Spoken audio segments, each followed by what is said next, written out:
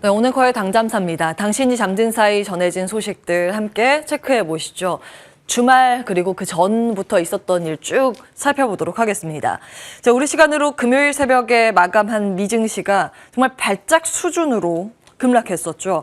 시장에서는 5월 FOMC 발표 이후에 파월 연준 의장이 자이언트 스텝 75bp 인상 가능성을 일축하면서 일단은 첫날은 환호했지만 약발이 하루밖에 가지 않았고 의심이 된다라고 해석하고 있는 상황입니다. 그런데 이 사이에 한 가지 놓친 부분이 있습니다. 왜 국내에는 이 부분이 잘 보도가 되지 않았는지 의문이긴 한데 사실 우리 시간으로 목요일 증시 마치고 바로 직후에 연준에서 기습적으로 영래포 금리를 만졌습니다. 다음 보시죠. 영래포는 은행 간의 금리인데요. 시중은행이 중앙은행의 돈을 예치할 때 중앙은행이 시중은행에게 주는 이자율을 이야기합니다. 이 영래포를 갑자기 80bp까지 인상을 한 건데요. 이자가 오르니 시중은행들이 중앙은행에 돈을 예치하게 되고 결과적으로 시장에 풀린 유동성이 흡수되는 효과를 나타내기도 합니다. 물론 이 영래포가 기준금리 하단의 역할을 한다고 인식도 되고 원래 성격이 기준금리를 따라갑니다. 때문에 초과 지급준비 금리와 요거를 맞추기 위해서 결정한 것이라서 정상적인 수준이다, 이상할 건 아니다라는 시각도 있습니다. 그렇지만 현재 시장의 심리는 빠른 긴축에 대해서 공포를 내재하고 있다는 것을 여실히 드러낸 셈인데요. 이 밖에 미증시 급락한 당일 개장 전에 영란은행 쪽에서 걱정되는 부분이 몇 가지 있었습니다. 다음 보시죠. BOE에서 이제 4회 연속 기준금리를 인상했습니다. 사실 이 내용은 그리고 스텝 부분은 시장에서 어느 정도 예상했던 부분과 컨센과 맞아 떨어지긴 했는데요. 근데 기준금리 발표하면서 여러 다른 지표 같이 발표를 했고요. 그러면서 BOE 총재가 상당히 자신 없는 발언들을 쏟아냈습니다. 코로나19나 과거의 글로벌 금융 위기 당시보다 지금이 더욱 힘들다는 어조를 내비쳤는데요. 이 상태면 금리도 인상하고 실업률이 올라가긴 할 텐데 지금 물가 수준이나 돌아가는 매크로 상황을 과연 영국이 버텨낼 수 있을까? 이에 대한 우려를 많이 표명했습니다. 3월 CPI가 예상 이상이었고요. 이에 따라서 인플레이션에 대해서 예측치를 중앙은행에서 높여 잡은 상황입니다. 사실 영국 그동안 이제 물가 괜찮다고 하면서 이 금리 인상 보폭이 굉장히 보수적이었습니다. 다른 국가에 비해서요. 그런데 지금 태도를 바꾼 건데 혹시 미국도 그러는 거 아니야? 이런 시각이 자리했던 겁니다. 다음 보실까요? 공교롭게도 이제 미국에서 그 사이에 또 살펴볼 만한 지표를 발표했는데요. 신규 실업수당 청구 건수도 역대급으로 낮기는 했지만 문제는 단위 노동 비용입니다. 보시면 정말 이게 연율 기준이 아니라 QOQ입니다. 그 직전 분기 대비인데 무려 11.6%나 폭등했습니다. 눈 씻고 다시 봐야 정말 이건가 이렇게 놀랄 정도의 수치인데요. 그러면서 이제 사실 임금 상승률을 생각했을 때 그 연율 기준으로 해도 여기에 비하지 못하는 거거든요. 결국 1분기 기업 생산이 그 전분기에 비해서 감소했다고도 볼 수 있을 만한 지표입니다. 그래서 이제 매파적인 긴축 우려가 다시 시장에서 고개를 든 상황이고요. 사실 이 지표는 변동성이 극심하기 때문에 이 점은 염두에 두실 필요는 있습니다. 그런데 시장은 연준이 지금 70bp 인상을 고려하지 않는다고 하더라도 이제 영란은행처럼 다음에 그리고 혹은 그 다음에 이 태도를 바꿀 수 있을 거라는 그런 공포 심리가 자리하고 있습니다. 다음 보시죠. 이에 따라서 이번 주 11일에 이제 CPI 이제 물가 지수가 어떻게 나오는지에 시장은 집중할 것으로 관측이 되고 있습니다. 자, 그럼 주말 사이에 마감된 미증시 보시죠. 정말 흔들리는 심리가 고스란히 장중에 반영됐습니다. 여전히 롤러코스터 정세가 장중 내내 이어졌고요. 3대 지수 모두 약세 마감이 됐습니다. 특히 이제 성장주 중심의 나스닥 지수는 힘을 정말 못 쓰죠. 1.4% 추가 하락을 한 상황입니다. 다음 보시죠. 히트맵 보겠습니다. 기술주 전반적으로 약한 모습입니다. 아마존 1.4% 밀렸고 페이스북 밀렸고요. 구글도 하락 마감을 했습니다.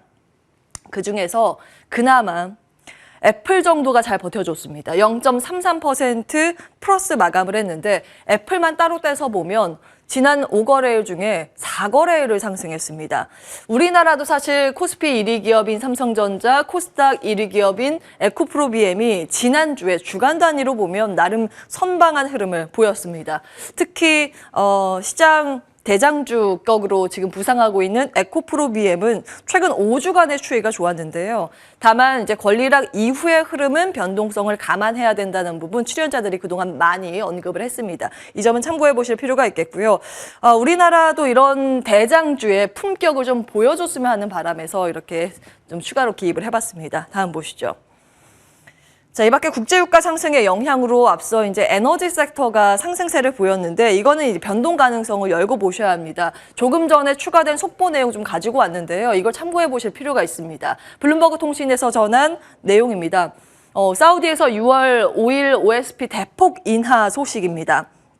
원유 공식 판매 가격인데요. 대부분 이제 사우디의 공식 판매 가격을 나머지 상유국들이 참고해서 거의 따라가는 식입니다. 그런데 이번에 발표한 수치가 정말 놀랍죠.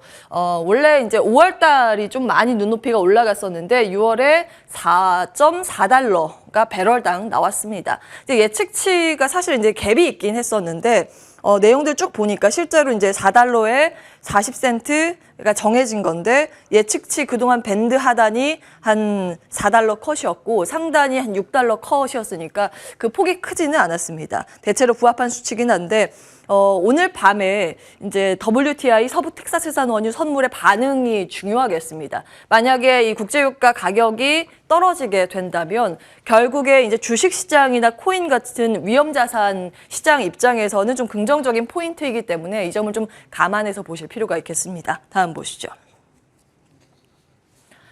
예, 이번 주 일정 쭉 정리해봤는데요. 이번 주는 아무래도 러시아와 중국 쪽에 좀 비중이 있게 좀 체크를 해봐야 될 포인트가 많이 걸렸습니다. 특히 오늘 같은 경우에는 러시아 이제 열병식 개최 이슈가 있는데 정말 양극에 있는 관측입니다. 전면전을 나가게 될지 종전을 선언하게 될지 지금 치열하게 지금 갑론을박이 펼쳐지고 있는데 과연 어떤 결과가 나올지에 따라서 시장 좀 변동성 나올 내용을 좀 감안해 보셔야 되겠고요. 국내는 뭐 윤석열 당선인의 대통령 취임식도 있고 이에 따라서 진짜 정책에 대한 수혜 기대감을 안아갈 수 있는 게 무엇인가에 대한 고민 지속될 것으로 관측되고 있습니다. 그리고 신재생 에너지 관련 부분이 또 수요일에 많이 몰려 있습니다. 현재 시간 수요일이기 때문에 소식이 전해지는 거는 그 다음날 우리 시간으로는 목요일 정도 되겠죠. 태양광 이슈, 수소에너지 이슈, 국내에서도 이제 수소에너지에 대한 기대감이 요즘 무르익고 있는데요. 개장 중계하면서 관련주 반응이 있으면 체크해 보도록 하겠습니다. 옵션 만기일, MSCI 반기 리뷰 일정이 있고요. 금요일엔 삼성전자 차세대 6G 포럼 개최입니다. 사실 5G 통신 장비주 같은 경우에는 아무리 5G 수혜 기대 수주가 나온다고 하더라도 그 다음 타깃을 좀 바라봐야 되는 이슈입니다. 그래서 6G에 대한 코멘트가 중요할 텐데요. 이 내용도 한번 체크를 해보시죠. 그리고 이제 중국 같은 경우에는 지금 봉쇄 이슈가 정말 걱정입니다. 사실 이제 봉쇄 이슈가 더 악화된 게 지난주 흐름에 나왔었는데 공급망 이슈와 맞물려 있기 때문에 공급망 해소에 대한 그 숨통이 트일 만한 부분이 중국에서 나오는지 여부 장중 내내 따져보셔야겠습니다. 다음 보시죠. 참 고민할 게 많습니다. 지금 변하지 않을 것, 선명하게 나오는 것은 물가의 강세, 금리의 상승 행진이겠죠. 그렇다면 여기에 대해서 우리가 계속 고민을 해야 할 게 무엇인가 좀 정리를 해봤습니다. 이런 매크로 상황들을 이겨낼 기업을 그냥 우리도 이제 마이크로 측면에서 시각을 좁힐 필요가 있겠습니다. 기업별로 봤을 때 이 가격 전가를 가능하게 할 수 있는 기업이 무엇인가? 이제 지난번에 실적 발표한 쪽은 자동차 등등이 가능했던 것으로 나타났는데 계속해서 가격 결정력을 가지고 이 우세된 실적을 힘이 없고 그 주가를 견조하게 이겨낼 수 있는 기업이 될 수 있는가 꾸준히 체크해 보실 필요가 있겠고요.